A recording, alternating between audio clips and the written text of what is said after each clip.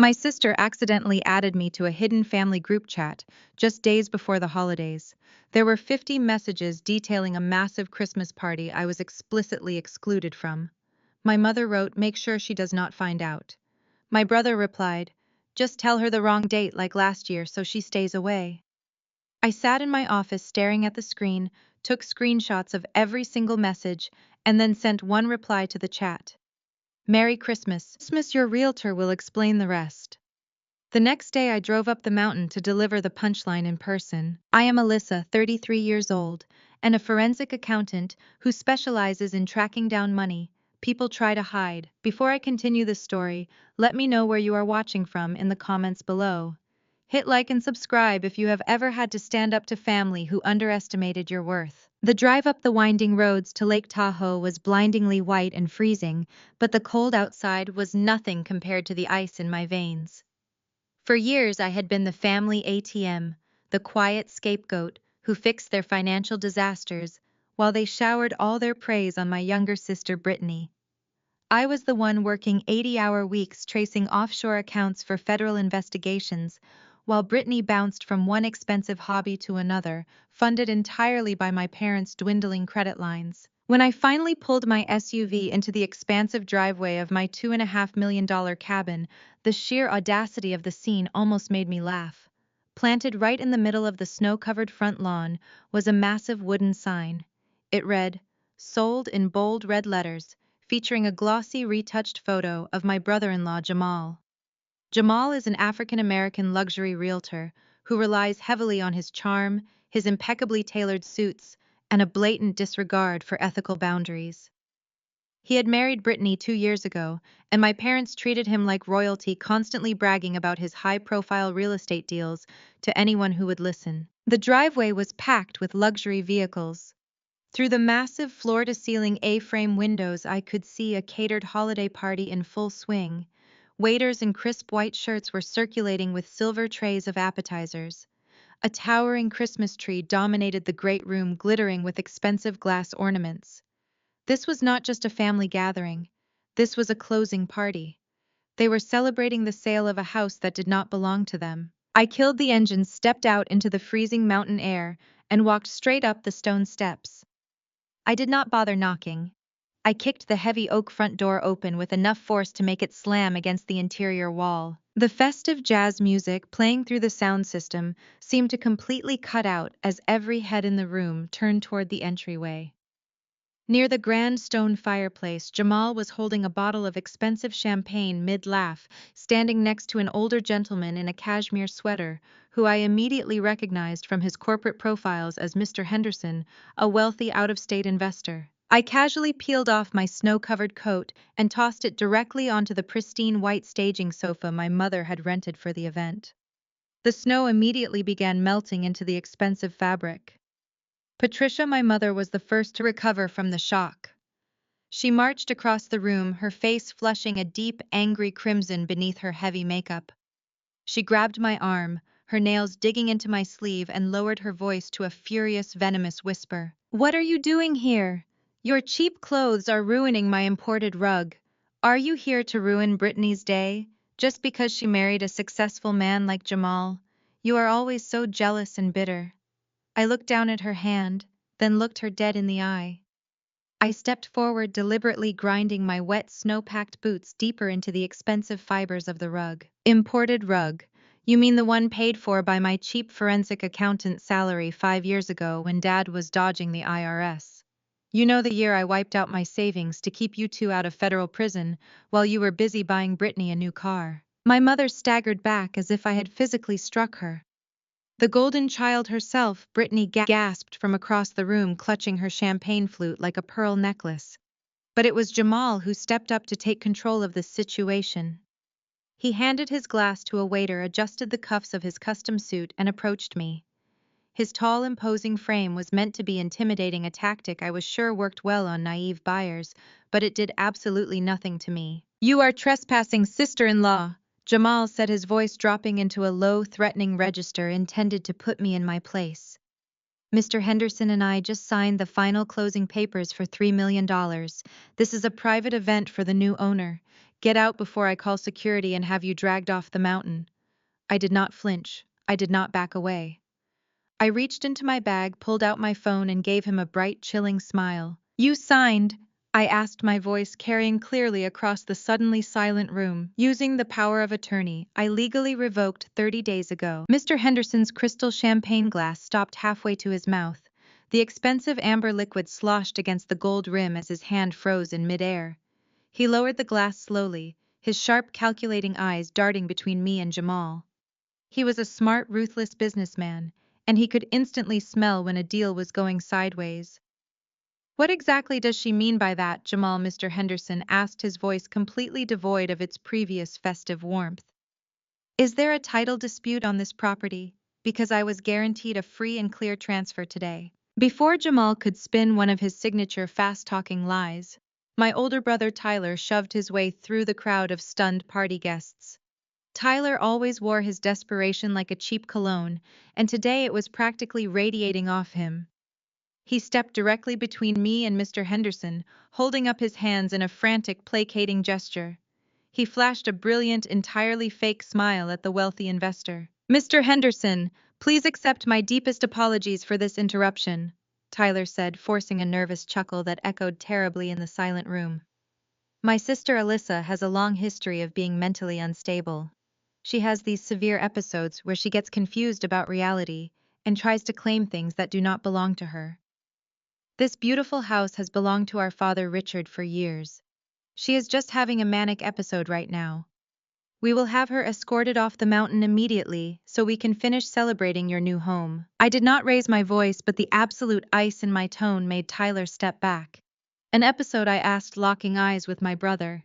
Is that what we are calling it now? Because the last time you told people I was having a mental episode, you were desperately trying to explain why I refused to co-sign a massive business loan for your fake consulting firm, a firm that went completely bankrupt 3 months later. I am not having an episode, Tyler. I am entirely sober and completely lucid, which is vastly more than anyone can say for you on most weekday mornings. Right on cue, the family's secret weapon deployed. Brittany let out a loud, theatrical sob from across the room. She practically threw herself toward Mr. Henderson, clutching his cashmere sleeve with perfectly manicured hands. Real tears pooled in her eyes, instantly a manipulative trick she had mastered by the age of 7. Please do not listen to a single word she says. Brittany cried, her voice trembling with manufactured distress. She has always been exactly like this. She is obsessed with ruining my happiness. She has been insanely jealous of me ever since I went to a prestigious medical school, while she was stuck being just a boring, invisible number cruncher. She absolutely hates that I married a successful, powerful man, and she cannot stand to see our family prosper. She is just trying to extort us. I walked straight past Tyler's trembling frame and slammed a heavy, thick manila folder onto the white marble kitchen island. The sharp smack of heavy paper against the stone echoed like a gunshot, making several guests jump. A prestigious medical school, I asked, looking directly at my sobbing, perfectly styled sister. Is that the fairy tale story we are telling your new high society friends? Or should we tell them the actual truth about how Mom and Dad secretly drained my entire college savings account to pay your out-of-state tuition? And let us not forget the absolute best part, Brittany.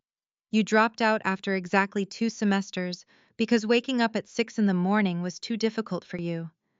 I had to take out federal loans with a 9% interest rate to become the number cruncher you despise so much.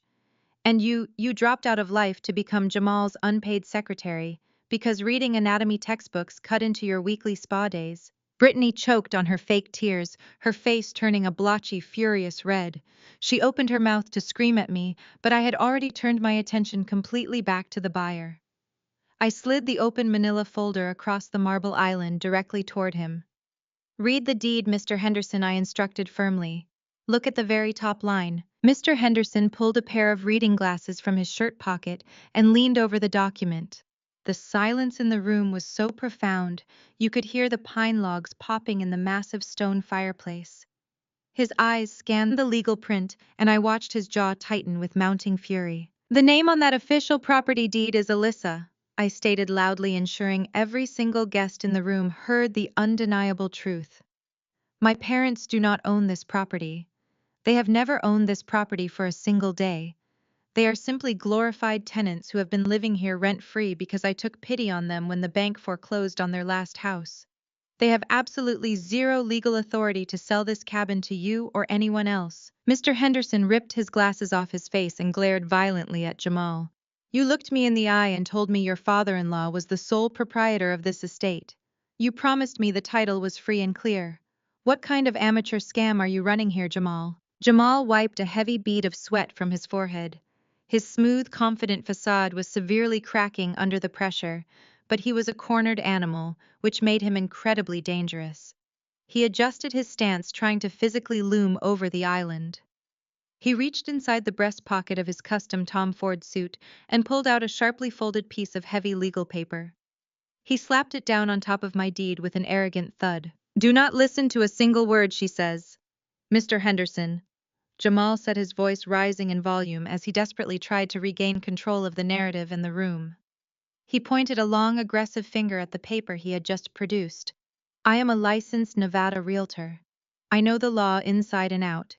This is a fully notarized power of attorney document, and it has Alyssa's exact signature right there on the bottom line. It gives me full, unquestionable legal authority to execute the sale of this property on her behalf. He turned his body toward me. His chest puffed out a threatening, malicious glare in his dark eyes. This document is legally binding, Alyssa. The contract is signed. The deal is completely done.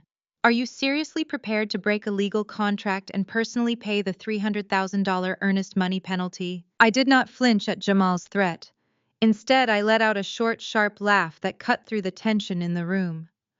Jamal's chest deflated just a fraction, his confident posture wavering as he realized I was not intimidated by his loud voice or his empty legal threats.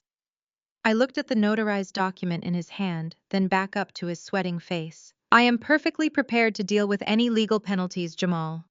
I replied, my voice steady and clear. But you seem to be missing a fundamental concept of contract law. A revoked power of attorney renders any subsequent agreement void from inception. There is no legally binding contract to break. I am not the one who owes a penalty. I am the victim of attempted real estate fraud. I turned my back on Jamal, completely dismissing him as a threat, and focused my attention on the older man standing near the fireplace. Mr. Henderson was watching this exchange with the intensity of a man who suddenly realized he might be standing on a trap door. Mr. Henderson, I said, shifting into the professional tone I used when deposing hostile witnesses in federal court. I am a forensic accountant. My entire career is dedicated to tracking missing funds, exposing shell corporations, and finding out exactly where wealthy people try to hide their assets. I want to ask you a very specific question about this transaction, and I strongly advise you to answer me honestly. Mr. Henderson straightened his posture, his initial anger at me morphing into genuine concern. Ask your question, he said firmly. When you signed that fraudulent contract with my brother-in-law, you were required to put down a 10% earnest money deposit, I stated, pacing slowly around the kitchen island. That is $300,000. Standard real estate procedure dictates that those funds must be wired directly into a neutral licensed title company escrow account. Is that what you did? Before Mr. Henderson could open his mouth to answer, my father pushed his way to the front of the crowd. Richard's face was purple with rage, the veins in his neck bulging against the collar of his expensive holiday sweater. How dare you disrespect Jamal's professional integrity in front of his clients? My father bellowed, pointing a shaking finger at me. Jamal is a licensed broker who works tirelessly to support your sister. He has built a reputation in this community. You have no right to barge in here and hurl wild accusations just because you are bitter and alone. I slowly turned my gaze from Mr. Henderson to my father. The sheer delusion of his statement was almost magnificent. Integrity, I asked, letting the word hang in the air for a heavy second. Are we really going to talk about Jamal's professional integrity, Dad? Because I have a very clear memory of exactly what his integrity looks like. I stepped closer to my parents, making sure everyone in the room could hear me. Let us take a quick trip down memory lane to 5 years ago, I announced. I bought my first condo in Reno. When I needed to sell it, you and Mom begged me to let Jamal handle the listing so he could earn the commission and build his portfolio. I agreed because I thought we were family. The condo sold for a profit, but somehow when the final settlement statement arrived, exactly $20,000 of my equity had mysteriously vanished. Jamal tried to interrupt loudly, claiming it was a bank error, but I talked right over him. "You called it a routing mistake caused by the buyer's lender," I said, staring Jamal down. "You looked me in the eye and swore the bank had seized the funds for administrative fees. I was 28 years old and trusted you, so I ate the loss." But the very next week, Brittany was walking around wearing a brand new Cartier diamond bracelet that cost exactly $20,000. "Do not ever speak to me about his integrity again," Brittany shrieked from the corner, calling me a liar, but Mr. Henderson raised his hand, signaling for absolute silence. The wealthy investor was no longer looking at my family. He was looking at me, recognizing a fellow professional who dealt strictly in facts. "Miss Alyssa," Mr. Henderson said, his voice deadly serious. "I wired the $300,000 yesterday morning. I was given specific wiring instructions by Jamal, who claimed the title company had recently updated their banking details for the holiday weekend." I nodded, anticipating exactly that answer. I pulled my iPad from my leather work bag and woke up the screen. The glowing light reflected in the polished marble of the kitchen island. "That is the classic setup for wire fraud," I explained calmly, my fingers flying across the digital keyboard as I logged into my secure tracking software. Criminals create a sense of urgency, often using a holiday weekend as the excuse for irregular banking procedures. They intercept the transaction and provide alternate routing numbers. In this case, the criminal was acting as the agent himself. I tapped a few more keys, accessing a specialized database I used for tracking corporate registrations. My parents and siblings watched in stunned silence, unable to comprehend the digital trap I was springing on them. "I just need you to confirm one detail, Mr. Henderson," I said, looking up from the screen. "Did you wire that massive sum of money to a licensed title company? Or did the wiring instructions direct your funds into a limited liability company named Apex Realty Solutions?" All the color instantly drained from Mr. Henderson's face. He looked as though the floor had simply given way beneath him. He pulled his phone from his pocket with shaking hands, frantically swiping through his email to find the wire confirmation receipt. "It was Apex," Mr. Henderson choked out, his voice barely a whisper. "Apex Realty Solutions. Jamal told me it was the holding company for the escrow firm." I turned the iPad around and slid it across the marble counter so Mr. Henderson could clearly read the screen. I did not need to look at Jamal to know his reaction. The heavy, panicked silence coming from his direction told me everything I needed to know. "Apex Realty Solutions is not an escrow firm," I announced, ensuring my voice carried over the soft holiday jazz still playing in the background. "It is an offshore shell company registered in Delaware. And if you look right there at the managing director's name, you will see it belongs solely to Jamal. He did not put your money in a safe escrow account, Mr. Henderson. He stole it." Jamal let out a loud, forced laugh that cracked halfway through. He looked around the room, desperate to recruit anyone to his side of the reality he was rapidly losing control of. He pointed a trembling finger at the large television screen where my iPad was currently casting the damning financial records. "This is absolutely ridiculous," Jamal declared, his voice pitching higher than usual. "Mr. Henderson, please. You are a man of the world. You understand how complex real estate syndication works. Apex Realty Solutions is simply a standard third-party vendor we use to hold international earnest money. It is a completely legitimate holding firm. My sister-in-law is just throwing around scary buzzwords to intentionally sabotage a deal because she is holding a petty family grudge." I did not raise my voice, but I tapped the screen of my iPad. The image on the massive television shifted instantly from the banking transaction history to a highly detailed organizational chart. I had spent my entire flight from Seattle mapping out this exact corporate structure. "A standard third-party vendor?" I asked, stepping right up to Jamal, so he had nowhere to look but my face. "Let us trace this legitimate holding firm, shall we? Apex Realty Solutions is registered to a post office box in Delaware. The registered agent for that LLC is another company located in the Cayman Islands.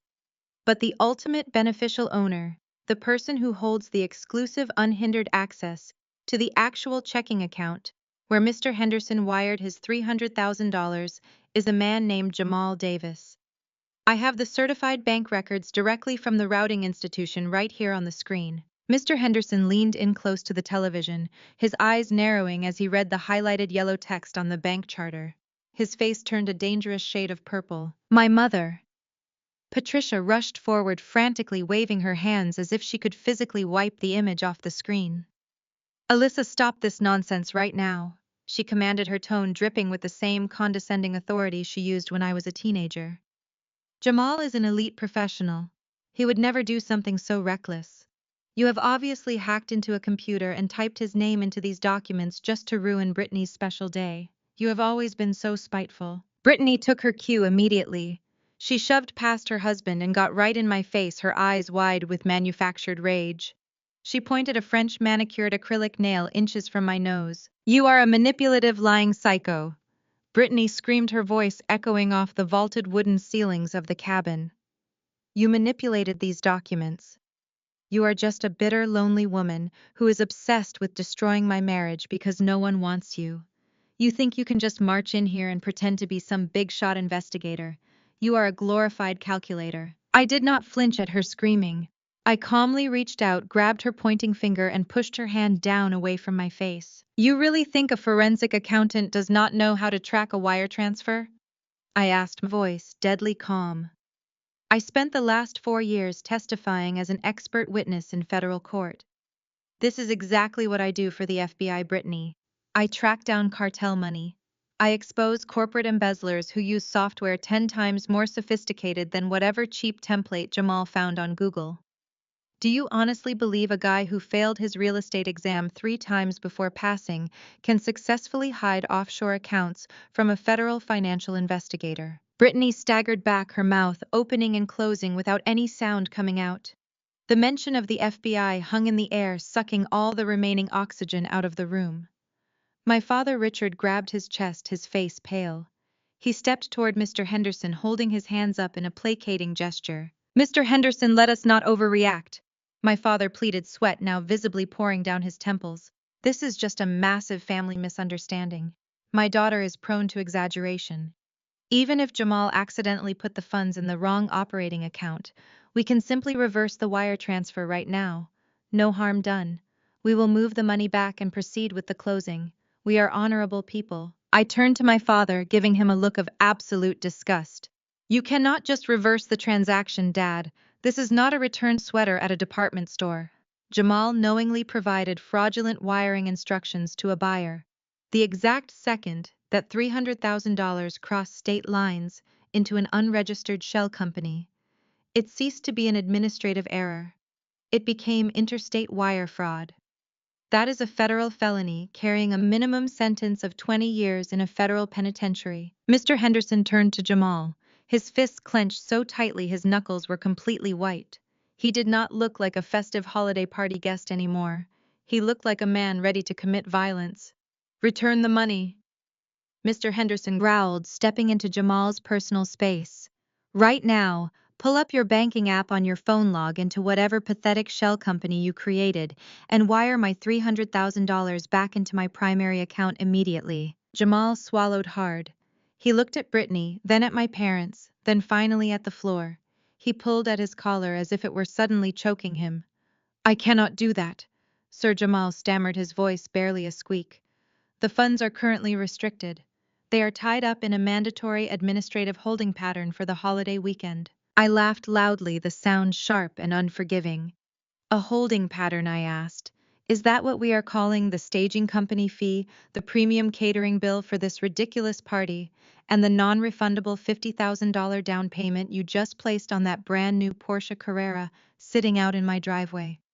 Mr. Henderson whipped his head around to stare at me, absolute shock registering on his face. I tapped the iPad one final time, changing the screen to show the outgoing transactions from the Apex Realty account over the last 24 hours. He cannot wire your money back, Mr. Henderson, I stated clearly, looking the wealthy investor right in the eye. Because as of 9 o'clock this morning, Jamal has already spent $140,000 of your cash trying to look like a millionaire. Your earnest money is gone. Mr. Henderson let out a sound that was half roar and half gasp. He turned his back on my entire family in disgust. He reached into his pocket, pulled out his smartphone, and aggressively dialed a number. The room was paralyzed as we all listened to the phone ring on speaker. "Get me the litigation team." Mr. Henderson barked into the phone the second his assistant answered. "Yes, right now. I do not care that it is Christmas Eve. I want a team of federal litigators on the line in 5 minutes, and I want you to connect me directly to the regional director of the FBI field office. I am standing in a room with a thief." The heavy silence following Mr. Henderson's demand for the FBI shattered into a million pieces. Jamal visibly swayed his knees, buckling slightly as he gripped the edge of the marble island to keep from collapsing. The color had completely drained from his face, leaving a sickly ashen gray behind. Brittany let out a high, piercing shriek, finally realizing that her luxury lifestyle was evaporating before her very eyes. My mother stood frozen, her jaw unhinged, while my father took a frantic step toward the front door, looking as though he might actually sprint into the snow to escape the incoming federal agents. Before anyone could make another move, fingers like iron clamps closed around my right bicep. I gasped in surprise as Tyler violently jerked me backward. He did not ask or negotiate. He pulled with the frantic, uncoordinated strength of a drowning man. He dragged me away from the kitchen island, his expensive leather shoes slipping against the imported rug as he pulled me into the dimly lit hallway leading to the guest bedrooms. "Let go of me," I demanded, planting my snow boots firmly into the hardwood floor to stop our momentum. Tyler slammed me against the hallway wall, his chest heaving as he gasped for air. Up close, the illusion of my successful golden boy older brother completely disintegrated. His designer tie was askew. Sweat poured freely down his forehead, matting his perfectly styled hair against his skin. His breath smelled strongly of stale whiskey and sheer, unadulterated panic.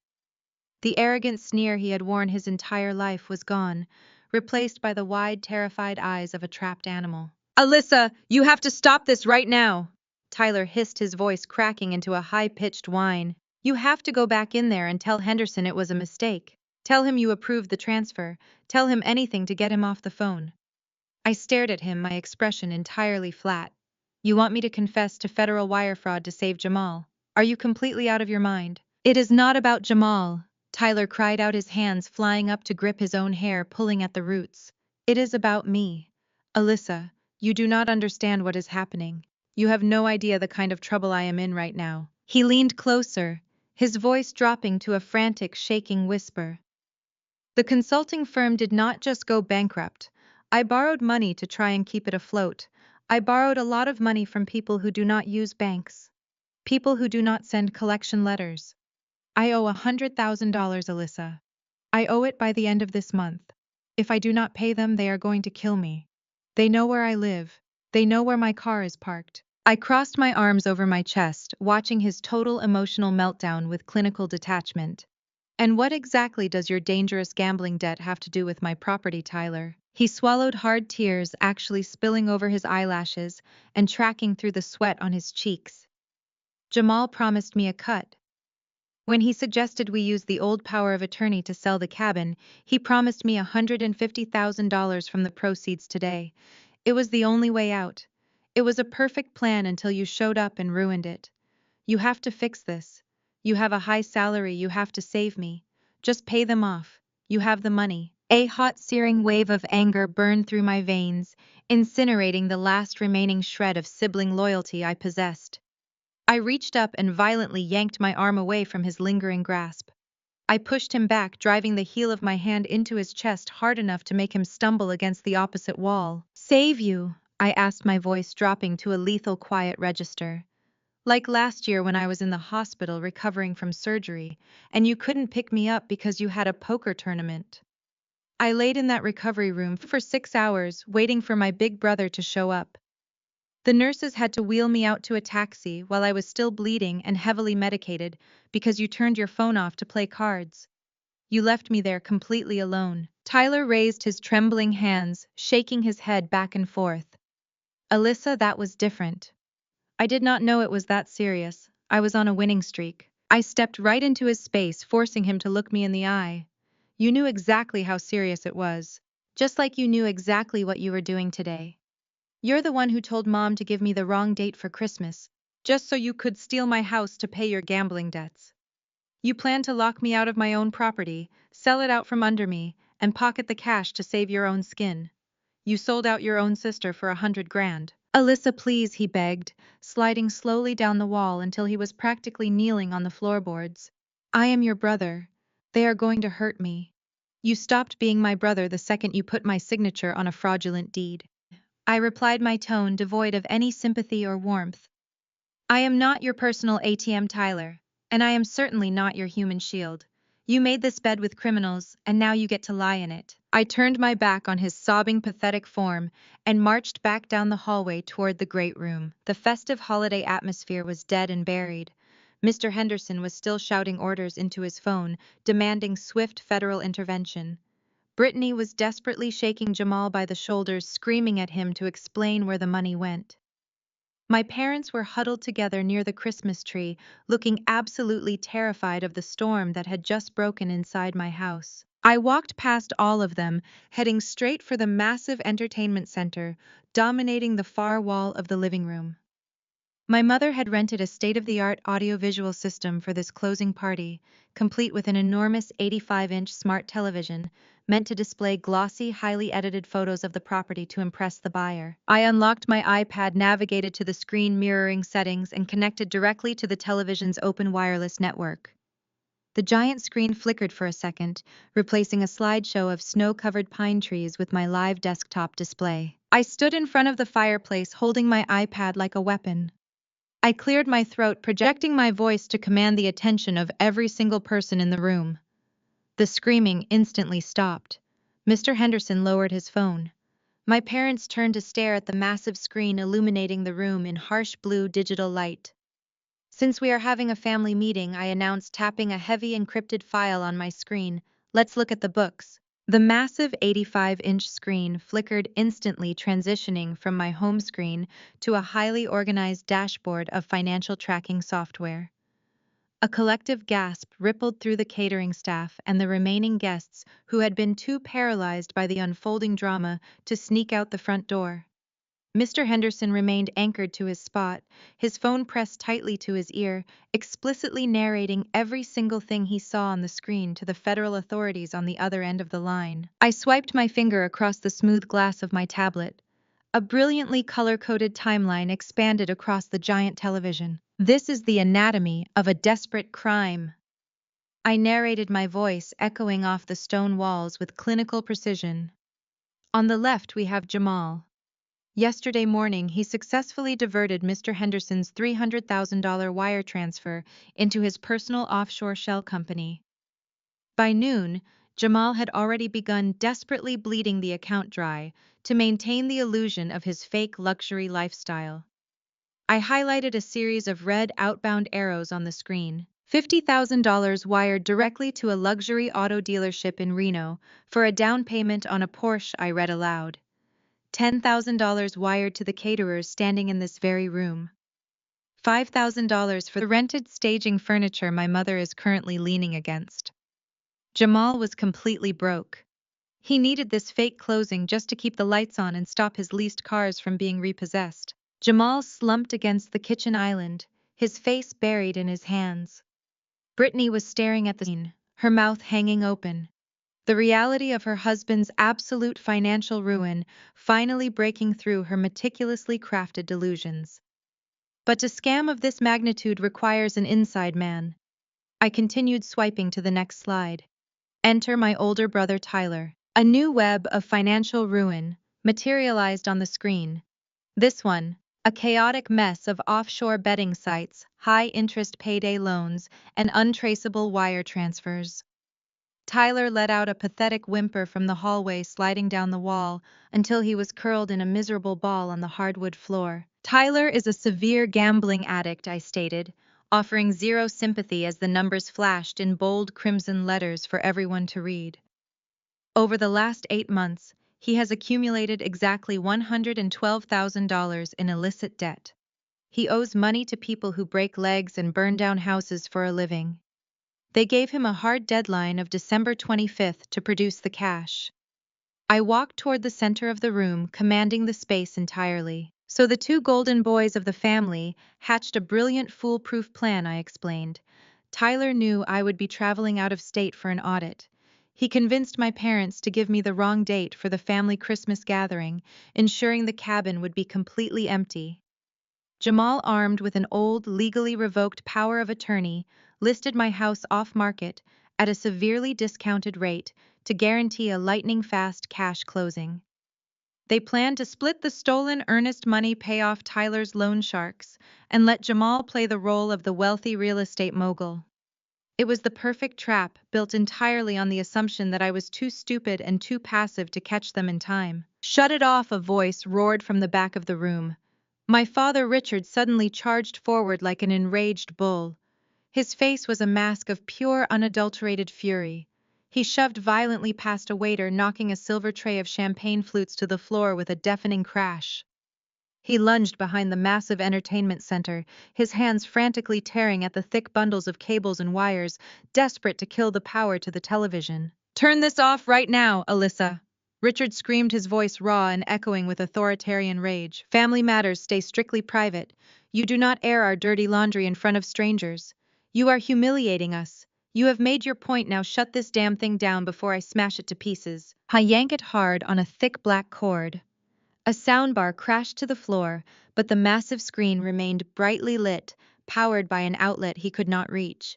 He stood up, chest heaving, glaring at me with the same terrifying, domineering anger that had kept me quiet and compliant for my entire childhood.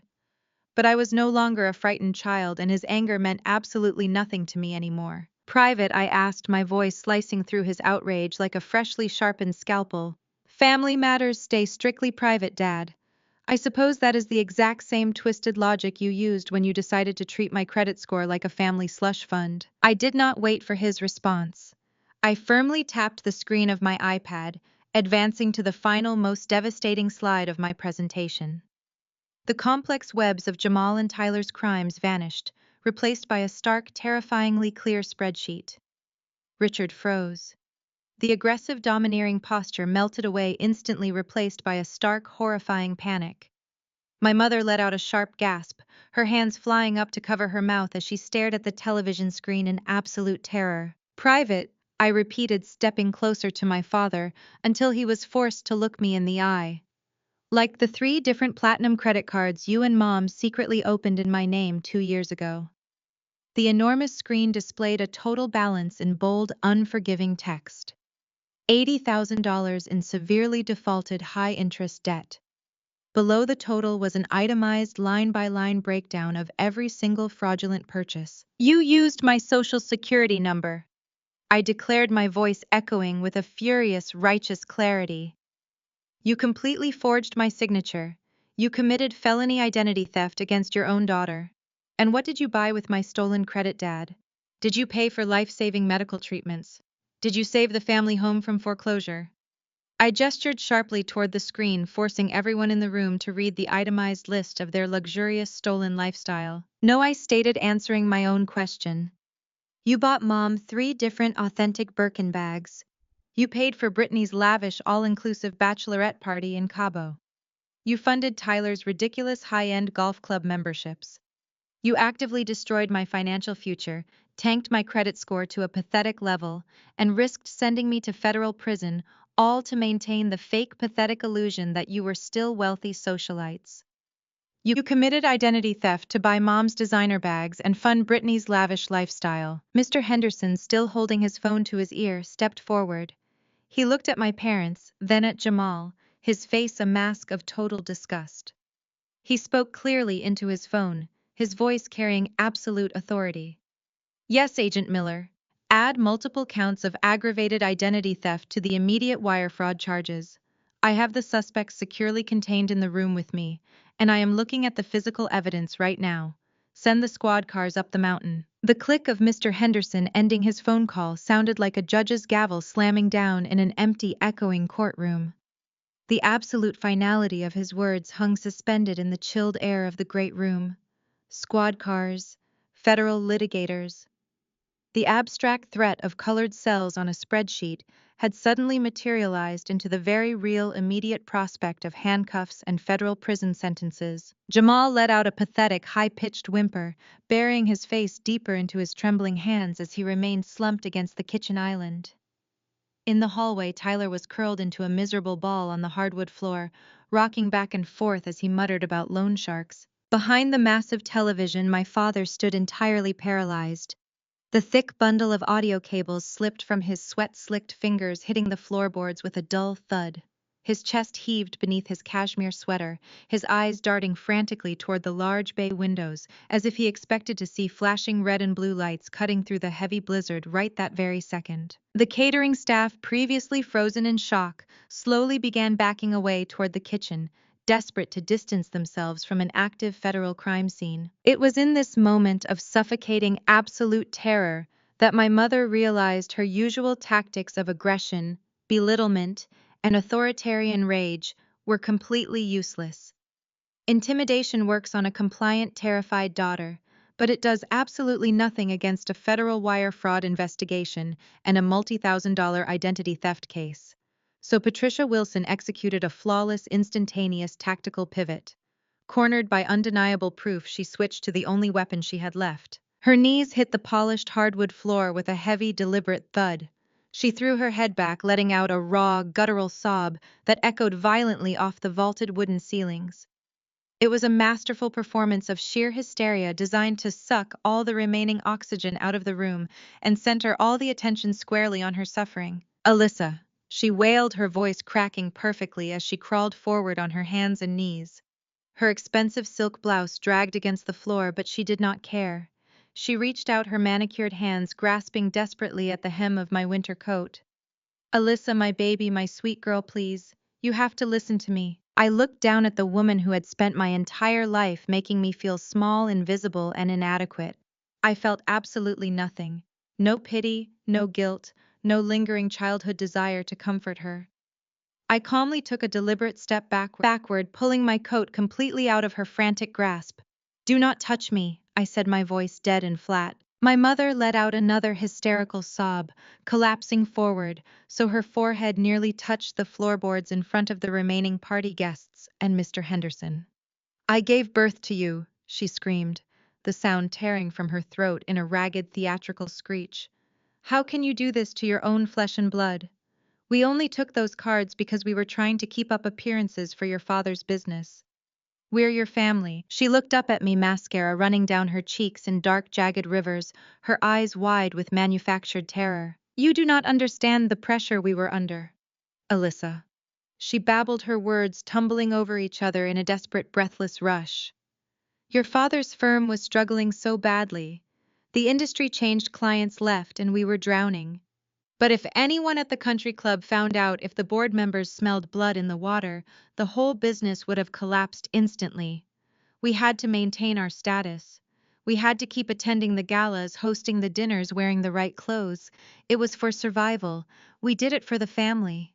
We just needed a little bridge loan to get us through the rough patch, and we knew you had perfect credit." I stared at her, kneeling on the floor, surrounded by the rented luxury staging furniture they had procured to sell my house out from under me. "A bridge loan," I repeated, my tone dropping to a glacial whisper. I turned slightly, pointing a firm finger at the glowing 85-inch screen still casting my financial audit. The bright yellow highlighted rows of credit card statements glared back at us, an undeniable digital reckoning. "You maxed out 3 different platinum cards in my name," I stated, systematically destroying her excuse with cold, hard facts. "You racked up $80,000 in high-interest debt and let it go to collections. Do you have any idea what that did to my life?"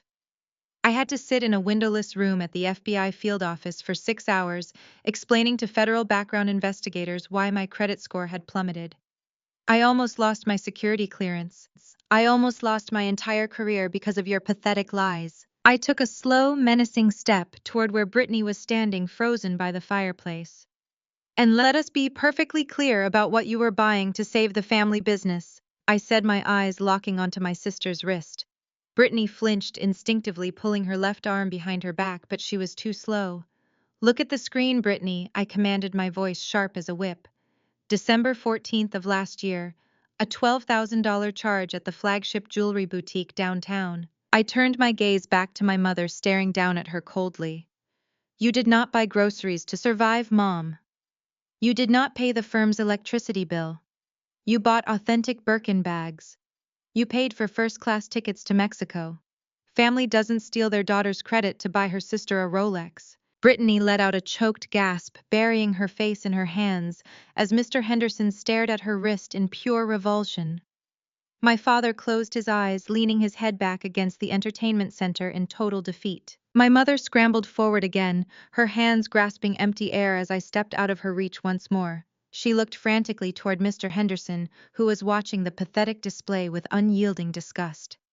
She realized the identity theft was just one part of the avalanche about to bury them. The federal wire fraud Jamal had committed was the immediate threat, the one bringing the police up the mountain right now. "We will fix it!" My mother shrieked, her voice reaching a frantic pitch of absolute panic. She clasped her hands together in a prayer position, aiming her begging directly at me, then at the wealthy investor. "We'll give Mr. Henderson his money back," she promised blindly, completely ignoring the fact that I had just proven Jamal had already spent half of it trying to look rich. "We will pull the funds from somewhere. We will take out a second mortgage. We will sell the cars. We'll cancel the sale. You can keep the house, Alyssa. It is yours. We will transfer the deed back to you immediately. Just please drop this." The words hung in the air, heavy and absolute. Patricia's desperate theatrical sobbing hitched in her throat. She looked up from the hardwood floor, her tear-streaked face frozen in a mask of pathetic, calculated hope. The entire great room held its collective breath. The crackle of the massive stone fireplace was the only sound breaking the suffocating silence. In the hallway, Tyler had stopped rocking, his terrified eyes locked on me. Brittany held her breath, her hands clutching her designer dress. My father stared unblinking from behind the entertainment center. They were all waiting for the old Alyssa to emerge. They expected the compliant traditional family scapegoat to crack under the pressure of my mother's public humiliation. They fully expected me to reach down, pull the woman who had abused my credit to her feet, and frantically try to negotiate with Mr. Henderson to call off the federal agents. They honestly believed that my deeply ingrained desire for family harmony would override my own self-preservation. I did not move a single muscle to help her. I looked down at her kneeling figure, taking in the absolute ruin of her perfectly curated socialite facade. Slowly, deliberately, I tapped the power button on my iPad. The massive 85-inch screen behind my father went completely black, plunging the room back into the warm, dim glow of the firelight. I closed the leather cover of the tablet and calmly tucked it under my arm. The methodical click of the magnetic case echoed sharply. "Cancel the sale," I repeated, letting her desperate plea roll around in the quiet room. I looked at my mother, then shifted my gaze to my father, and finally to Jamal. "You actually think you have the power to cancel anything today? You think you can just hand me back a forged deed return, Mr. Henderson his stolen cash, and we all go back to pretending we are a wealthy, happy family?" Patricia reached out again, her voice dropping to a raspy, frantic whisper. "Yes, we will make it right, Alyssa. We promise. You love this cabin. It was your grandfather's gift. We know how much it means to you. We were desperate, but we will not take it from you. You can keep your house." I stared down at my mother, a chilling, absolute calm washing over my entire body. I stepped backward, severing the final invisible string that had kept me tied to their toxic approval for 32 years. "You think I came here to stop you from selling my house?" I asked, my voice ringing with absolute clarity. Patricia blinked, her hands falling to her sides as confusion pierced through her panic. "What?" she stammered, looking up at me blankly. I smiled, a chilling, triumphant smile. "Mom, it is too late. I cannot keep this house because I already sold it." The confusion in the room rapidly mutated into absolute bewilderment. Mr. Henderson paused, lowering his phone slightly, his brow furrowing in surprise. Jamal scrambled to his feet, gripping the edge of the marble island so hard his knuckles turned white. "That is impossible," Jamal choked out, his voice cracking violently. "I checked the county registry yesterday morning. The deed was still securely in your name.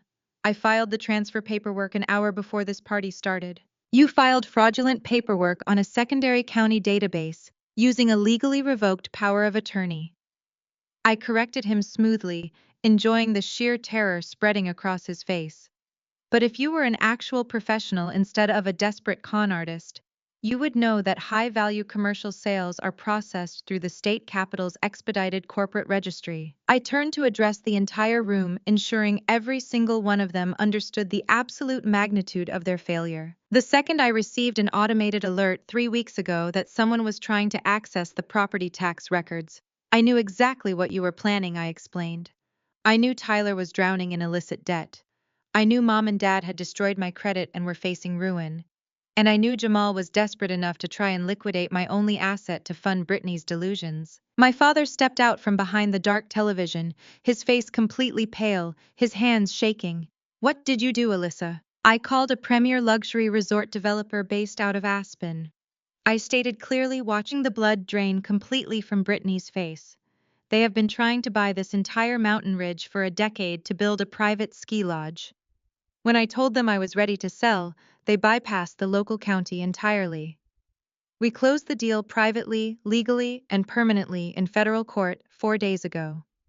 They paid 3 times the market value and they wired the funds directly into an unbreachable high-yield trust account that none of you can ever touch. Tyler let out a guttural, agonizing scream from the hallway, slamming his fists against the floorboards.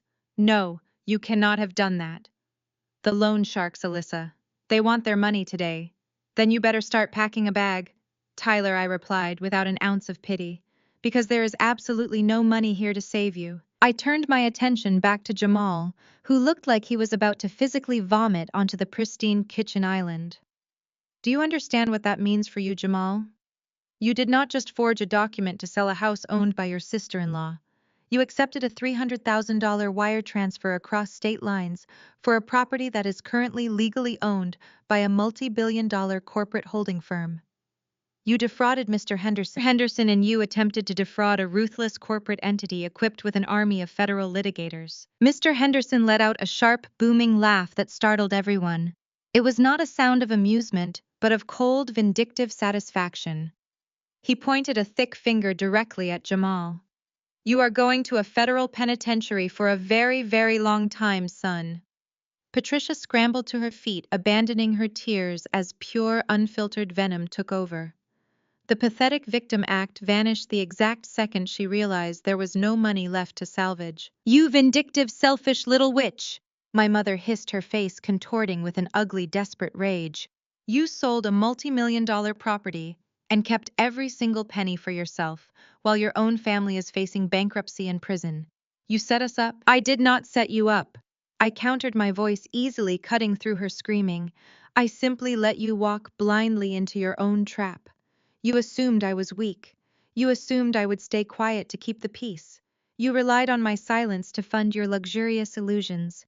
You thought I was a glorified calculator, but you forgot that I track criminals for a living. The heavy sound of chain tires crunching against the packed snow echoed loudly from the long driveway outside. The rhythmic, sweeping reflection of red and blue lights began to dance across the frosted bay windows, painting the dark room in the undeniable colors of consequence. Brittany ran to the window, letting out a terrified, breathy wail as she peered out into the blizzard. They are here, she cried, backing away from the glass. The police are here. I pulled my winter coat tighter around my shoulders, adjusting the strap of my bag as I walked calmly toward the heavy oak front door. I looked back at my family one last time. They were surrounded by rented furniture they could not afford inside a house they no longer owned, waiting for authorities they could not escape. Goodbye, Mom, I said, reaching for the brass doorknob. Have fun keeping up appearances. I turned the brass knob. The latch clicked loudly, and a thin slice of freezing mountain wind rushed into the stifling heat of the great room. But before I could pull the heavy oak door open, Jamal's panicked, cracking voice stopped me in my tracks. What? Jamal stammered, lunging away from the marble kitchen island. His arms flailed wildly as if he could physically grab the words right out of the air. To who? You cannot just sell a property like this without going through a licensed broker. There are procedures. There are listings. You are lying. You have to be lying. I let go of the brass doorknob. The heavy door swung shut with a solid echoing thud, sealing them all inside their own nightmare. I turned around and walked slowly back to the center of the room, my winter boots stepping carefully around my mother, who was still crumpled on the hardwood floor in her designer clothes. I did not look at Jamal immediately. Instead, I pointed past him, directing everyone's attention toward the massive floor-to-ceiling bay windows framing the back of the great room. The blizzard was raging outside, but through the swirling white snow, you could clearly see the dense, untouched acres of towering pine trees stretching aggressively up the mountain ridge. I didn't need a broker, I stated, keeping my tone perfectly level as I watched Jamal's chest heave with panic. The Aspen Sierra Eco Resort Corporation approached me directly last month. They didn't care about your rented leather sofas or your premium champagne tower. They did not care about the cabin itself at all. They wanted the zoning rights and the unhindered access to the northern ridge. They bought the land for $4 million in cash. The number detonated in the room like a physical shockwave. $4 million. Tyler abruptly stopped his pathetic rocking in the hallway. He scrambled up onto his knees, his tear-streaked face suddenly illuminated by a desperate, sick kind of hope. Brittany physically staggered backward, bumping into the catered buffet table. A momentary flash of pure, unadulterated greed instantly overrode the terror in her eyes.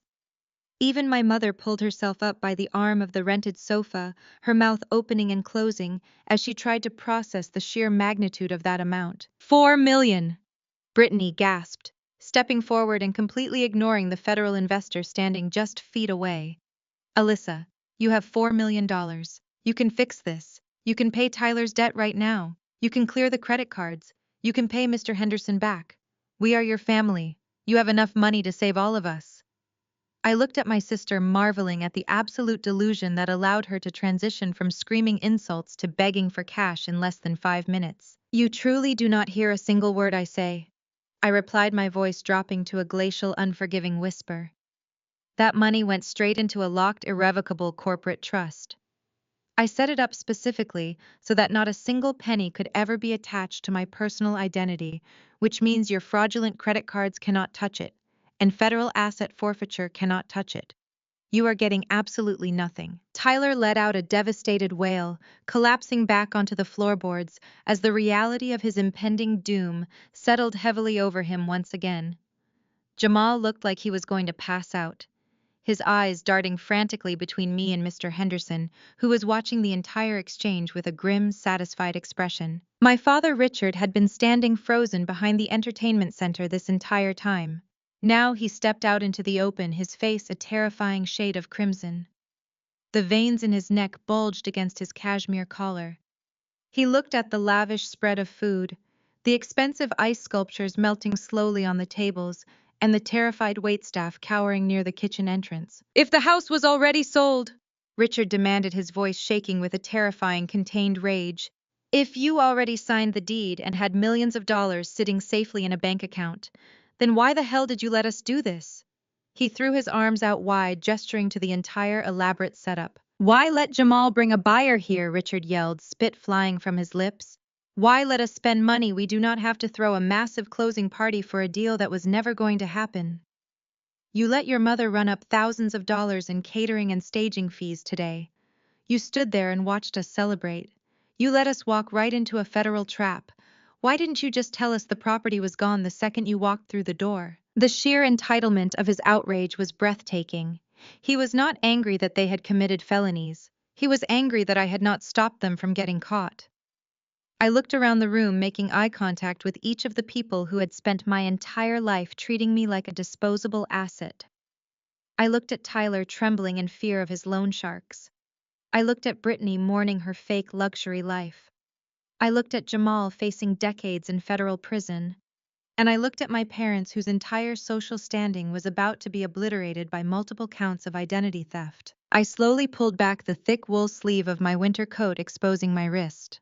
I stared down at the watch face, watching the second hand tick methodically forward. I let you throw the party today, because of the specific terms of the handover contract, I said, looking back up with a chilling, triumphant smile. I calmly unzipped the side pocket of my leather portfolio. The sharp sound of the metal zipper cutting through the heavy silence made Brittany flinch, as if she had been struck.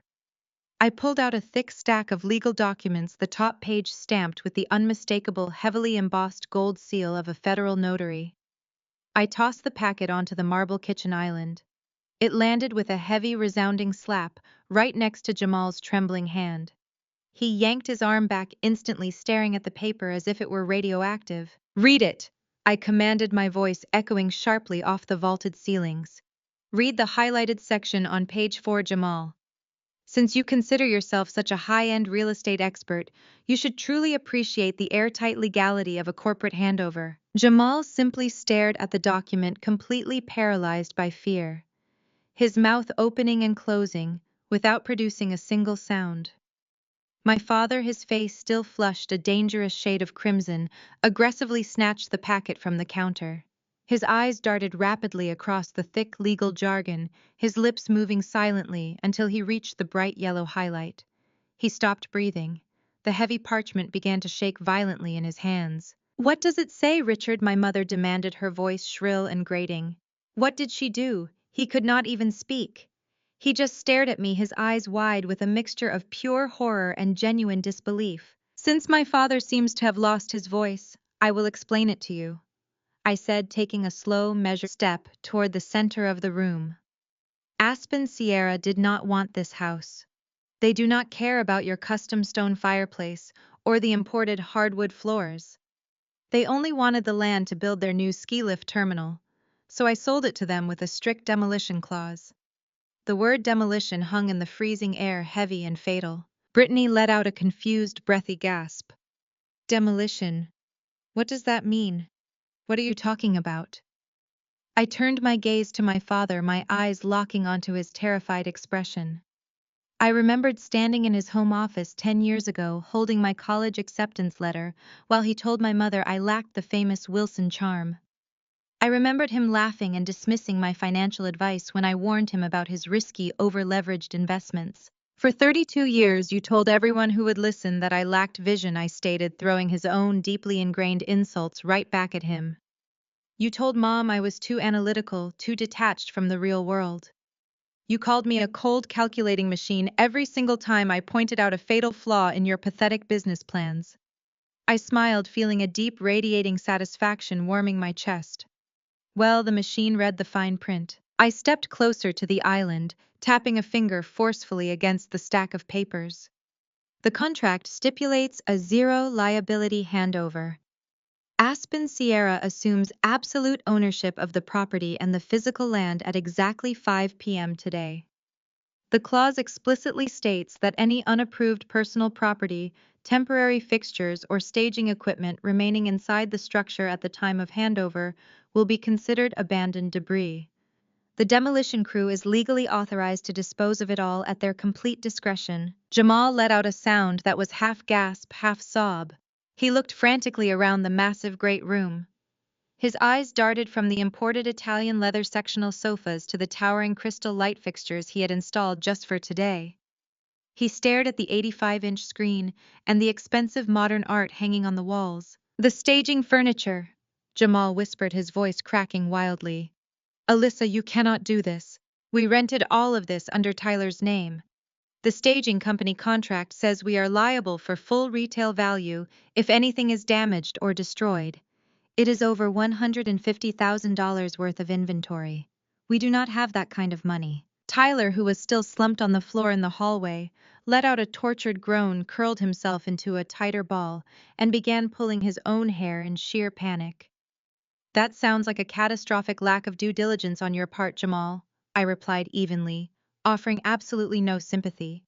"Perhaps you should have verified the legal deed before signing a binding financial agreement for a property you did not actually own." My mother finally grasped the full, devastating reality of the situation. Her eyes widened in pure, unfiltered panic as she looked toward the front hall closet.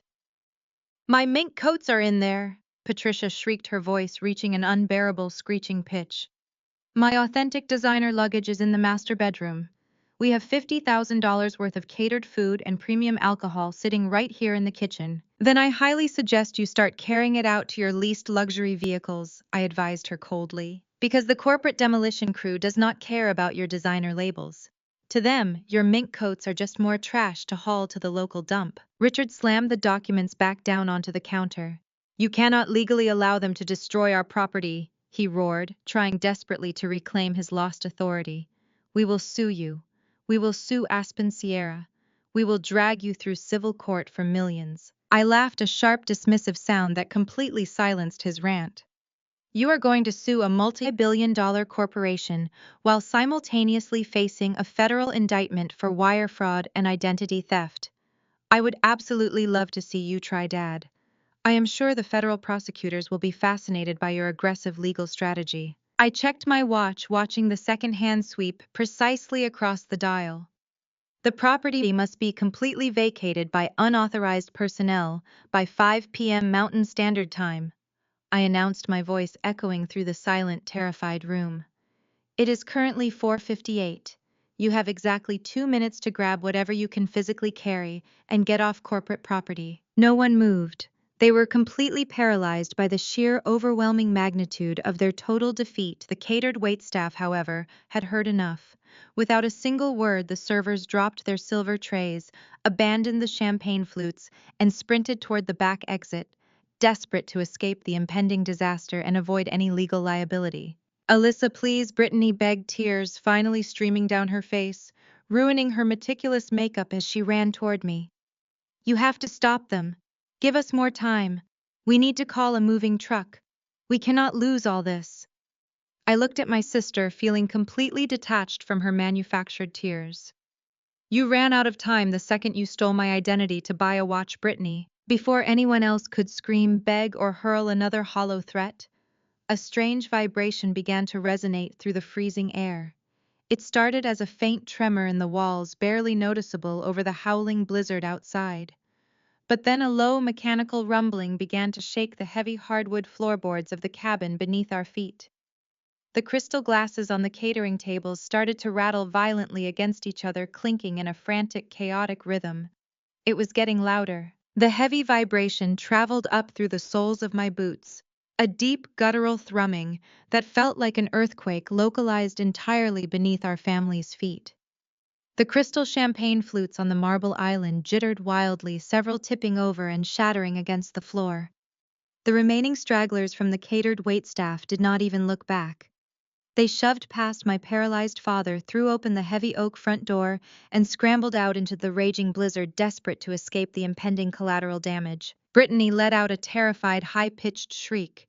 She spun away from me, her expensive silk dress whipping around her legs, and bolted toward the massive floor-to-ceiling bay windows framing the front driveway. She pressed her hands flat against the frosted glass, wiping away the condensation with frantic, jerky motions. Her breath hitched violently. "They are not snowplows," she screamed, her voice cracking with sheer panic. My father pushed himself away from the entertainment center, his previous bravado completely evaporating as he rushed to join her at the glass. I stood my ground in the center of the kitchen, watching the chaotic scene unfold exactly as I had orchestrated it. Through the swirling white curtain of the blizzard, the enormous, menacing silhouettes of heavy machinery materialized. Two massive, heavy-duty industrial bulldozers roared up the winding mountain driveway. Their thick steel tracks crushed the packed snow, effortlessly spewing thick columns of black diesel smoke into the pristine winter air. Emblazoned on their bright yellow sides was the bold, unmistakable logo of the Aspen Sierra Eco Resort Corporation. But it was not just the demolition crew arriving. Trailing closely behind the monstrous bulldozers were 3 marked county sheriff's cruisers. Their aggressive red and blue emergency lights sliced through the blinding snow, casting rapid, dizzying colors across the walls of the great room. The flashing lights reflected off the rented crystal chandeliers, turning the luxurious staging decor into the backdrop of a localized crime scene. Tyler scrambled backward on the hardwood floor, his boots slipping as he hit the base of the staircase. He clutched his chest, his breathing turning into rapid, shallow gasps. The police, he choked out, his eyes wide with a frantic, hunted terror. The cops are here. The loan sharks must have tipped them off about the wire fraud. They are going to arrest us. They are going to lock us up. He curled his body inward, completely consumed by a full-blown panic attack. He was hyperventilating so hard his shoulders shook violently. My mother, Patricia, did not even look in his direction. Her youngest son was actively collapsing from absolute terror, yet her eyes remained entirely fixated on a pile of designer coats draped over the entryway bench. Her maternal instincts had always been completely overridden by her materialistic greed. She scrambled toward the coats, prioritizing her authentic mink over her gasping son. Brittany turned away from the window, her face a mask of smeared makeup and pure desperation. She lunged toward me, her manicured fingers clawing at the air. "Alyssa, you have to stop them!" she screamed, her voice echoing shrilly over the mechanical roar outside. "Go out there right now and tell the sheriffs there has been a mistake. Tell them the handover is cancelled. You are our sister. You cannot just let them tear down the house with all our rented furniture inside. We will owe hundreds of thousands of dollars. We will be ruined." I did not flinch. I did not take a single step backward. I looked my sister dead in the eyes, feeling a profound, absolute sense of liberation. "There is no mistake, Brittany," I stated clearly, my voice slicing through the rising panic in the room. "And I am not stopping anything." Jamal pushed himself off the kitchen island, his face slick with cold sweat. He waved his phone frantically in the air, his thumb tapping the screen with aggressive shaking motions. "They cannot legally do this," Jamal yelled, trying to summon the arrogant, authoritative tone he had used to belittle me for years. It failed miserably. "You cannot just demolish an occupied residential property. It requires a massive legal procedure. It requires formal notice. We never received a single warning. I check the mail every day. I manage this property. I would know if an eviction was filed." I calmly reached into the side pocket of my leather portfolio and pulled out a small laminated green receipt. I held it up between my index and middle finger, letting the flashing blue police lights catch the glossy surface. "The eviction notice was officially served to this address 30 days ago," I stated, ensuring my voice carried over the rumbling engines outside. "A registered agent signed for the certified mail. I have the delivery confirmation right here." Jamal stared at the green slip, his mouth dropping open. A horrifying realization washed over his features, draining the last remaining drop of color from his face. I watched his arrogant facade completely crumble as the pieces clicked together in his mind. "I guess Jamal was too busy planning his commission to read the certified mail," I said, driving the final nail into his pathetic delusion. "You saw a thick legal envelope from a corporate holding firm and assumed it was just routine tax documents or boring bureaucratic nonsense. You threw it directly into the trash because it did not fit your grand, unearned vision of becoming a millionaire real estate tycoon. You ignored the fine print, Jamal. And now you are going to pay the ultimate price for your sheer, staggering incompetence." Mr. Henderson, the wealthy investor, who had been watching the entire spectacular collapse from the corner of the room, silently buttoned his cashmere overcoat. He did not say a single word. He simply shot Jamal a look of absolute concentrated disgust, stepped around Patricia, who was frantically stuffing expensive silverware into her designer handbag, and walked out the back patio door. He was leaving them to face the federal consequences entirely on their own. Outside, the lead bulldozer dropped its massive steel blade. The heavy metal hit the frozen driveway with a horrific screeching grind that vibrated through the window panes. The sheriff's deputies stepped out of their cruisers, pulling their thick winter coats tight against the blizzard. They did not look like they were here to negotiate. They rested their hands casually on their utility belts, holding clipboards with court-ordered mandates. They were here to facilitate a corporate demolition, and they were fully prepared to drag trespassers out in handcuffs. My father finally snapped. He grabbed the brass handle of the front door, puffing his chest out as he prepared to use decades of wealthy country club privilege to order the police off the property. He truly believed his status could somehow override a federal mandate. "I wouldn't step out there demanding respect, Dad," I warned him coldly. "Because the second those deputies run Jamal's name for the wire fraud, they are taking all of you down to the precinct." Richard froze, his hand hovering over the doorknob. He looked back at me, finally realizing that his power, his authority, and his entire fabricated reality were completely gone. I checked the face of my watch, watching the second hand sweep precisely into place. "The handover time is exactly 1200 p.m., I announce. It is now 12:05. Exactly on cue. The massive oak front door did not just open. It was thrust inward with such violent force that the heavy brass handle slammed against the drywall, cracking the pristine white plaster. A brutal gust of sub-zero mountain wind ripped through the entryway, instantly extinguishing the roaring fire in the stone hearth and sending a flurry of paper cocktail napkins swirling into the air like chaotic indoor snow. 4 county sheriffs stomped into the great room. They were massive, imposing figures clad in heavy winter tactical gear, their thick boots tracking muddy slush across the imported Persian rugs Jamal had rented for his grand illusion. They spread out immediately, moving with a practiced military precision that instantly killed any remaining atmosphere of a high society gathering. Patricia did not miss a single beat. She saw a uniform and immediately weaponized her affluent suburban mother entitlement. She scrambled to her feet, smoothing down her ruined silk blouse, and marched directly toward the tallest officer with her head held high. "Officer! Thank God you are here!" Patricia gasped, her voice trembling with a sickeningly perfect blend of manufactured relief and hysterical victimization. "You have to arrest that woman right now." She pointed a shaking manicured finger directly at my chest. "She is mentally unstable. She has hijacked our private family event. She is threatening to destroy our property. And she is deliberately trying to ruin our Christmas. I want her removed in handcuffs immediately." Richard stepped up right beside her, puffing out his chest in a pathetic display of lost authority. "I know the local police chief," he bellowed, his face still flushed a dangerous crimson. "This is a private, high-net-worth real estate closing. We are dealing with a disturbed family member who has locked us out of our own legal transaction. I want her escorted off this mountain before I make a phone call and have your badges taken away." The lead sheriff did not even blink. He did not look at my mother's fake tears, and he completely ignored my father's hollow, desperate threats. He simply brushed past them, his heavy boots crushing a fallen tray of expensive caviar directly into the hardwood floor. He walked straight past the trembling form of Tyler, bypassed a frozen Brittany, and stopped directly in front of me.